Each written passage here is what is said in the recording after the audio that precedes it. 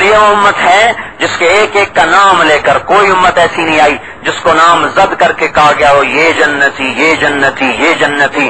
یہ امت ہے جس کے بارے میں اللہ کے نبی نے کہا ابو بکر فی الجنہ، عمر فی الجنہ، عثمان فی الجنہ، علی فی الجنہ، طلحہ فی الجنہ، زبیر فی الجنہ، سعد فی الجنہ، سعید فی الجنہ، ابو عبیدہ فی الجنہ، عبد الرحمن بن عوف فی الجنہ. ابو بکر جنتی ہے، عمر جنتی ہے، عثمان جنتی ہے، علی جنتی ہے، طلحہ جنتی ہے، زبیر جنتی ہے، سعد جنتی ہے، سعید جنتی ہے، ابو عبیدہ جنتی ہے اور عبد الرحمن جنتی ہے. یہ 10 مبشرہ جن کو کہتے ہیں، جن 10 کو آپ نے ایک مجلس میں زیارت دی، بشارت دی. یہ اس امت میں اللہ تعالیٰ نے پیدا فرمائے کہ یہ جنتی، یہ خراب کر. میں حارثہ کو دیکھ رہا ہوں جنت کی نہروں میں غوطے کھاتا پھر رہا ہے، کہ میں جعفر کو دیکھتا ہوں جنت میں پر ملے ہوئے اور اڑتا ہوا جنت کے میوے کھاتا پھر رہا ہے. یہ اس امت کو اللہ نے عزت اور فضیلت بخشی، کوئی امت ایسی نہیں آئی. پھر اللہ نے ہمیں 5 نمازیں دی، ہر امت کو 2 نمازیں ملی، ہمیں 5 ملی. اور ان کی نماز مختصر، ہماری نماز پورا قرآن ایک رکعت میں پڑھ دو، پورا قرآن ایک رکعت میں پڑھ دو، اتنی لمبی ہماری نماز ہو سکتی. کیونکہ وہ اپنی نماز میں کتاب نہیں پڑھتے تھے، کتاب تو ان کو یاد نہیں ہوتی تھی، ان کی نماز صرف ذکر ہوتا تھا، تسبیح ہوتی تھی، اپنی کتاب کی تلاوت نہیں. ہم کہو اللہ اکبر الحمد سے شروع کرو. ایک آدمی کہتا میں حرم شریف میں بیٹھا ہوا، دیکھا حضرت عثمان جب امیر المومنین تھے، جوتا ہاتھ میں ہے، وضو کیا ہوا ہے اور آئے، جوتا ایک طرف رکھا، میرے برابر میں کھڑے ہو کے اللہ اکبر نیت باندھی، الحمدللہ رب العالمین الف لام میم ذالک الکتاب لا ریب فیہ جو شروع ہوئے. ہم میں بیٹھ گیا، میں دیکھوں کب رکوع کرتے ہیں سورہ بقرہ گزر گئی، آل عمران گزر گئی، اور پھر نساء گزر گئی، اور پھر مائدہ گزر گئی، پھر اعراف گزر گئی، پھر انعام گزر گئی، اور پھر انفال گزر گئی، اور توبہ گزر گئی، اور قرآن گزرتا گیا یہاں تک کہ والناس پہ جا کے رکوع کیا. ایک رکعت میں قرآن ختم. اتنی لمبی نماز ہم پڑھ سکتے ہیں اور مختصر بھی پڑھ سکتے ہیں. انا اعطیناک الکوثر جیسے ہم پڑھتے ہیں قل هو اللہ احد، چل بھائی پاں. امت کو اللہ نے عزت بخشی. پہلی امتیں زکات نہیں کھا سکتی تھی، زکات اوپر رکھی جاتی تھی، اوپر رکھی، فرض زکات اوپر رکھی جاتی تھی پہاڑ کے اوپر. تو آسمان سے آگ آتی تھی اور جلا دیتی تھی تو پتہ چلا کہ پاک مال ہے، قبول ہو گیا. جو قبول ہوتا تھا نا جل جاتا تھا، اور جس کا مال حرام ہوتا تھا، رشوت کا، سود کا، جھوٹ کا، چور بازاری کا، وہ اپنی زکات اوپر رکھتا تو اس کو آگ جلاتی نہیں تھی، تو سب کو پتہ چل جاتا تھا کہ یہ حرام کماتا ہے. اب یہاں تو کسی کو پتہ نہیں چلتا کہ وہ حرام کون کھا رہا، حلال کون کھا رہا. لیکن اللہ نے اس امت کا یہ حال تھا کہ اگر پیسہ آگ نہیں آئی تو سب کو پتہ چل گیا کہ یہ حرام کھاتا ہے. لیکن ہمارے پردے ایسے رکھے ہوئے ہیں پتہ ہی نہیں کسی کو کون حرام کھاتا ہے. جس سے واسطہ پڑتا اس کو پتہ چلتا ہے یہ بیچارہ گرفتار ہے اس مصیبت میں. پتہ نہ واسطہ نہ پڑے تو کیا پتہ کون کیا کھا رہا ہے، سود کھا رہا ہے، حرام کھا رہا ہے، جھوٹ پہ ہے، رشوت پہ ہے. اور کسی کو، کیونکہ ہماری زکات جلانے کے لیے نہیں ہے، ہماری زکات ہے تو خذ من اغنیائہم وترد علی فقرائہم، مالدار سے لی جائے گی، غریب کو دی جائے گی. ان کے پاک مال کو جلایا جا رہا اور ہمارا حرام بھی آگے چل جاتا ہے. بلکہ اور سنو، جو اس امت کے ساتھ جو اللہ کا لاڈ کا معاملہ، لاڈ کا، ایک بدو آیا، یا رسول اللہ میں تو ہلاک ہو گیا. کب کیا ہوا؟ کہ میں نے روزے کی حالت میں بیوی کے پاس چلا گیا، روزے کی حالت میں بیوی کے پاس چلا گیا، میں تو ہلاک ہو گیا، اب میں کیا کروں؟ تو آپ نے فرمایا تو ایک غلام آزاد کر. کہا میں تو اپنی جان کا مالک ہوں، غلام کہاں سے آزاد کروں، میرے پاس تو ایک دمڑی کوئی نہیں. تو آپ نے کہا پھر 60 غریبوں کو کھانا کھلا. تو کہنے کا مجھ سے بڑا غریب کون ہوگا، میں اور کس کو کھلاؤں؟ تو آپ نے کہا پھر 60 روزے رکھ. اس نے کہا ایک روزے میں یہ کیا ہے تو 60 روزوں میں کیا کروں گا؟ آپ نے کہا اچھا بھائی بیٹھ جا، پھر تیرے کو انتظام کرتے ہیں. اور وہ بیٹھ گیا. تھوڑی دیر گزری تو ایک صحابی، انصاری صحابی، کھجوروں کا ٹوکرا لے کر آئے صدقے کا. کہ یا رسول اللہ یہ صدقے کا ہے فقراء کے لیے. تو آپ نے فرمایا پہ وہ بدو کہاں ہے؟ کہا جی بیٹھا ہوں.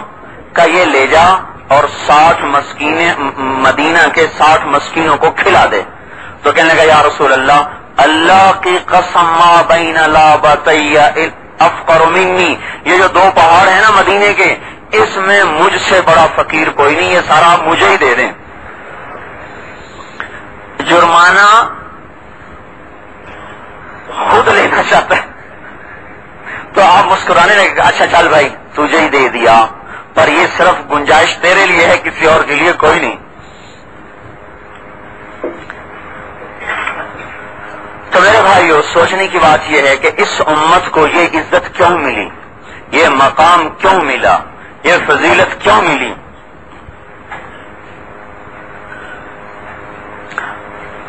جب آپ نے دیکھا نا معراج پر موسیٰ علیہ السلام کی امت کو دیکھو، سورا مشرق بھرا ہوا پورا، تو آپ کو تھوڑا سا دل میں خیال آیا کتنی امت ہے.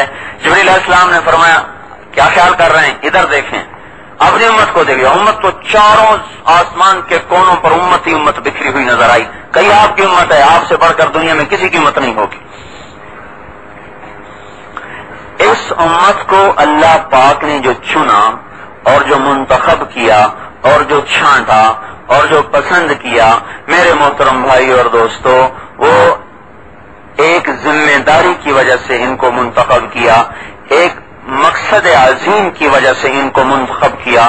اللہ تعالیٰ نے 1,24,000 نبیوں کا سلسلہ جاری فرمایا، جس کو آخر میں ہمارے نبی پاک صلی اللہ علیہ وسلم پہ بند فرما دیا. پھر آپ کی ختم نبوت کی برکت سے اللہ تبارک و تعالیٰ نے وہ کام جو نبی کرتے تھے، نبی کیا کام کرتے تھے؟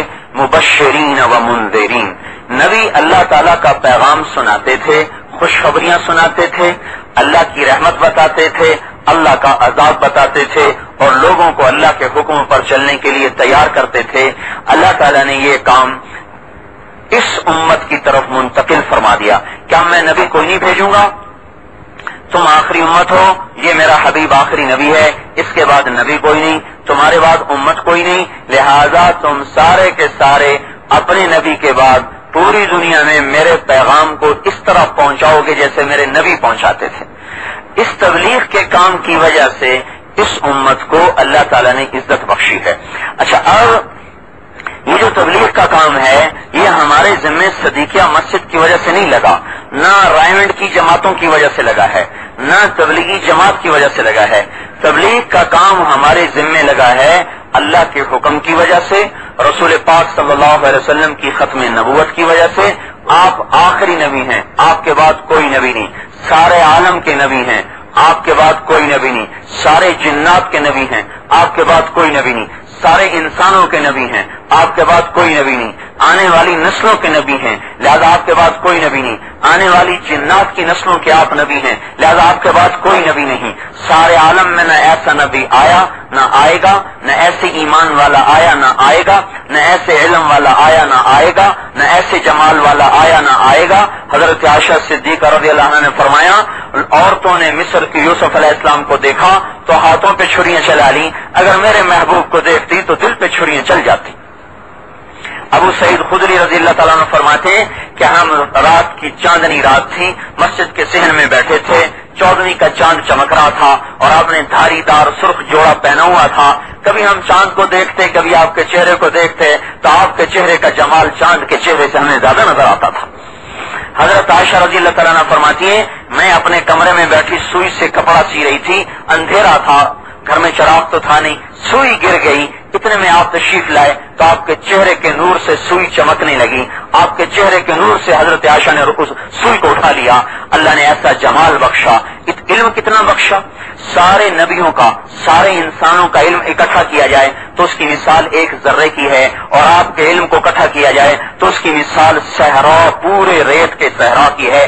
ساری کائنات کو ایک ذرہ دیا گیا اور اللہ نے اپنے حبیب کو ایسے دیا جیسے ریت کے کائنات میں پھیلے ہوئے ذرات ہیں، یعنی کوئی نسبت ہی کوئی نہیں. اللہ تعالیٰ نے اتنی اونچی شان عطا فرمائی. اس ختم نبوت کی وجہ سے جب آپ پیدا ہوتے ہی، آپ کے آنے سے پہلے ہی ساری کائنات میں غلغلہ مچ گیا. حضرت شایع علیہ الصلوۃ والسلام ایک نبی ہیں بنی اسرائیل میں. اللہ تعالیٰ نے ان سے فرمایا قوم کھڑے ہو جاؤ. فإنی اطلق لسانک بوحی، میں اپنا